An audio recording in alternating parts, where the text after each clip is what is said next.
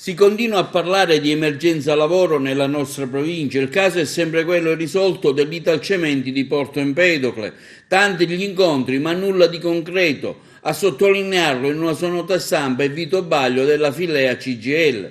In data 25 febbraio 2020, presso la prefettura di Agrigento, si è svolto un incontro convocato dal prefetto dottor Dario Caputo tra gli ex lavoratori Italcementi, le organizzazioni sindacali CGIL, CISL, UIL, le categorie Fillea, Filca e FENAL, la sindaca di Porto Empedocle, Ilda Carmina,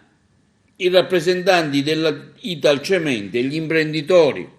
L'incontro riguardava la riconversione industriale del sito Italcementi di Porto Empedocle che dovrebbe ridare lavoro al personale licenziato da Italcementi nel lontano 2014. Questi lavoratori sono privi ormai da anni di ogni ammortizzatore sociale, di ogni risorsa economica necessaria per far fronte agli impegni familiari. Il 28 maggio Italcementi, come concordato in prefettura, ha presentato il suo studio di fattibilità per le opere di recupero ambientale presso il comune empedoclino, ma alla data odierna non si hanno ancora notizie. Il 10 luglio di quest'anno è stato chiesto dalle organizzazioni sindacali un nuovo incontro in prefettura relativo al rinnovo di un protocollo d'intesa inerente alla vicenda Italcementi, ma senza alcun riscontro. Questa vicenda è iniziata nel lontano 2012, ha messo a continua prova la pazienza dei lavoratori licenziati dai Italcementi che non vedono atti concreti. Il segretario generale della Fillea CGIL, Vito Baglio,